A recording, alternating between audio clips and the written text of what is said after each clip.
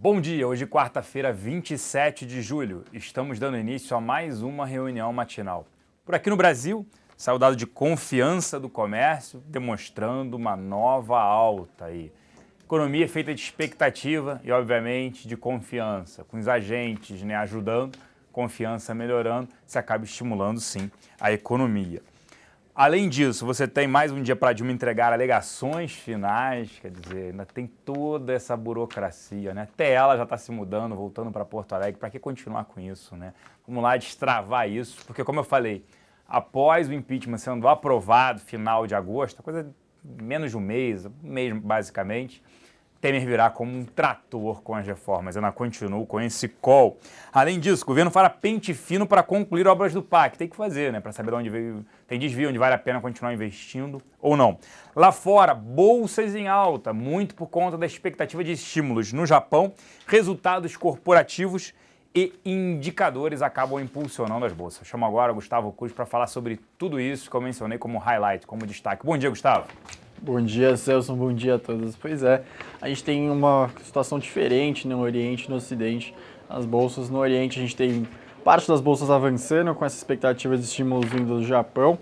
Então, o que foi anunciado informalmente pelo primeiro-ministro Shinzo Abe é que deve ter um pacote de estímulos fiscais de cerca de 265 bilhões de dólares. Ainda não está nem um pouco certo como que vai ser esse estímulo, se isso contempla medidas que já foram anunciadas, se essas medidas vão ser para o curto prazo ou se vão ser para os próximos 5 anos. Então ainda está bem incerto, mas de qualquer forma, tudo está acontecendo, está caminhando, né, para que realmente aconteça esse pacote de estímulos, acompanhado pela política monetária ainda tendo mais uma rodada de expansão. Então o Banco do Japão tem uma expectativa muito alta de que da madrugada de quinta para sexta anuncie também uma ampliação no seu pacote.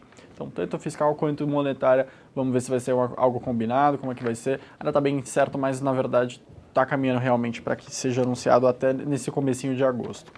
Então, parte das bolsas na Ásia fecharam em alta, acompanhando essa expectativa em torno do Japão, parte fecharam em baixo, porque na China surgiram informações de que o governo vai apertar ainda mais a regulação nos mercados. Então, alguma parte das bolsas recuaram com isso. Mas mesmo assim, na China, a gente teve um resultado positivo, aí vindo da parte da economia real. Realmente, os lucros das indústrias avançaram 5,1%, acima do consenso. E seguindo, depois a gente teve o PIB da China, o primeiro PIB do segundo trimestre que foi anunciado, ele veio melhor do que o esperado. Os indicadores continuam apresentando uma perspectiva positiva para esse terceiro trimestre no país. No Ocidente, as bolsas estavam avançando, tanto na Europa quanto os futuros de Nova York, aí puxada por outros motivos, mas também um pouco pela parte da expectativa em torno do Japão. Os outros motivos seriam os indicadores melhores que o esperado. Então a gente teve PIB do Reino Unido do segundo trimestre avançando 0,6%, esperado era 0,4%. Tudo antes do Brexit, com certeza o PIB do terceiro tri deve desacelerar. A gente teve comentários recentes do Banco da Inglaterra, de membros do Banco da Inglaterra, melhor dizendo, falando que vão precisar realmente fazer alguma medida, mudar totalmente seu guidance de política monetária, então possivelmente cortando juros, possivelmente fazendo alguma medida expansionista na política monetária, isso ainda para agosto. E por último, o último motivo que está puxando as bolsas para cima na Europa e nos Estados Unidos são alguns resultados corporativos positivos acima do esperado, como por exemplo da Peugeot e Airbus puxando as bolsas na Europa, e nos Estados Unidos o balanço da Apple veio melhor também do que o mercado aguardava. Indo para a parte doméstica, por último agora, a gente teve hoje pela manhã mais um dado de confiança positivo, confiança do comércio avançou 1,2 ponto, tanto no componente de situação atual quanto de expectativas avançaram nessa 1,2 ponto. Então, algo que está acontecendo agora nos dados de confiança, que antes só os dados de expectativa não estavam melhorando, agora a parte de situação atual, então esse componente também está avançando, o que é importante, traz uma perspectiva de que no curto prazo talvez a gente tenha uma melhora em breve. Por último, um outro destaque dos jornais hoje pela manhã ficou com o Globo mostrando que o governo ele planeja reservar cerca de 2 bilhões de reais para fazer um pente fino nas obras do PAC que estão inacabadas. Tem cerca de 2.000 obras do PAC inacabadas por todo o Brasil. E o governo quer então fazer com que aquelas que têm um orçamento até 10 milhões de reais, elas sejam concluídas em breve. Então ele deve reservar 2 bilhões para pegar todas essas obras com até 10 milhões. Lembrando que o PAC prevê um investimento de 30 bilhões de reais até 2018.